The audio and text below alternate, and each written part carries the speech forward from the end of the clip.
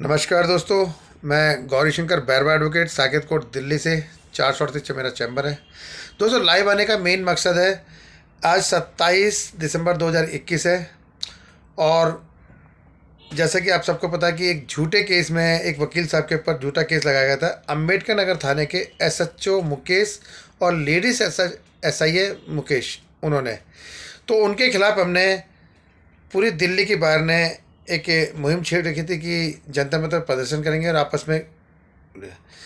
उस सिलसिले में 8 दिसंबर 2021 को पुलिस हेडक्वार्टर में ये निर्णय लिया गया था, सारे वकीलों के साथ में कमिश्नर साहब बैठे हुए थे, डीसीपी विजिलेंस बैठे हुए थे वहाँ पे आपस में बैठ के, और ये निर्णय लिया था कि इस केस को सीबीआई को सौंपा जाएगा। इसीलिए हमने 10 दिसंबर 2021 वाली जो प्रदर्शन था उसे रोक दिया गया था और हमसे साइन करा लिए गए थे।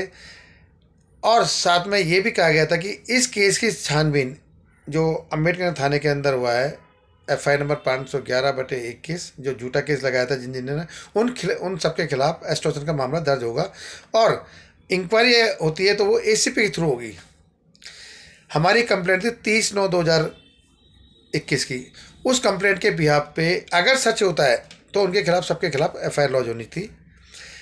इसमें एफआईआर एसएचओ के खिलाफ बननी थी, एसआई लेडीज मुकेश के खिलाफ बननी थी। साथ में एक प्रभाती लाल है जिसने सगे ससुर ने अपनी सगे बेटी की बहू से शादी करी थी, लाली देवी से, उसके खिलाफ बननी थी।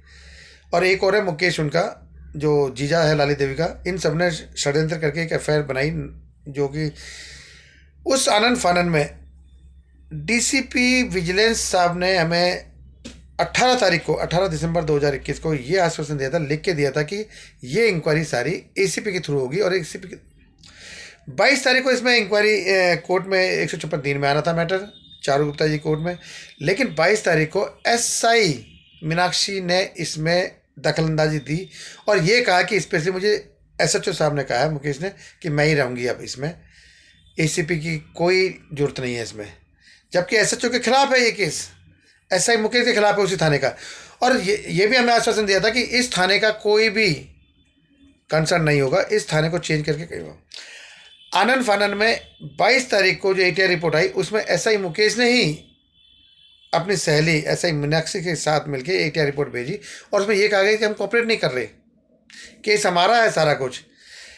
हमारी कंप्लेंट पे अभी तक एक चू भर भी इंक्वायरी नहीं हुई है, जबकि हमने कहा था एसीपी के थ्रू हमारी इंक्वायरी कराई जाए, सीबीआई में ये मैटर दिया जाए।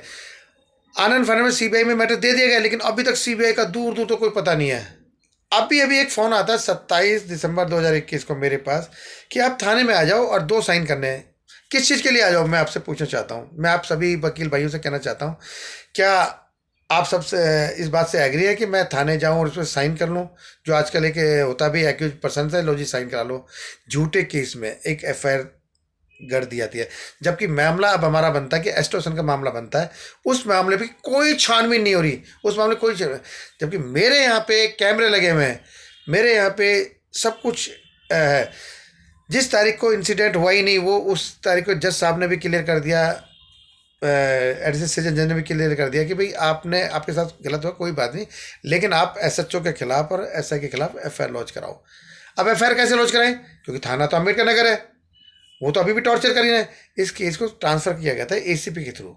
अब एसीपी साहब कौन है वहाँ पे, हमें अभी तक नहीं बताया जा रहा। 18 दिसंबर 2021 को ये क्लियर हो गया था एसीपी को जाएगा मैटर और सीबीआई की कोई मैटर जाने के लिए, लेकिन अभी तक कुछ नहीं हुआ।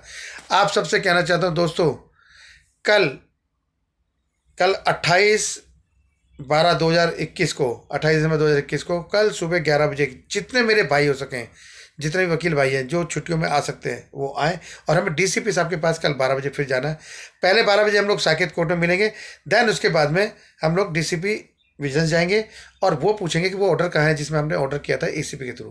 प्लीज़ दोस्तों, जितने भाइयों को ये मैसेज पहुँच जाए, किसी भाई को कोई जरूरत हो तो मेरा नंबर है 9810107968, गौरी शंकर बैरवा एडवोकेट। दोस्तों, वकील हो तो डरना नहीं बस प्लीज़, खास तौर पर पुलिस से ही नहीं डरना, बाकी तो, क्योंकि हम जब अपने आप को नहीं बचा पाए झूठे केस में तो दूसरों क्या बचाएंगे हम लोग। प्लीज़, नमस्कार।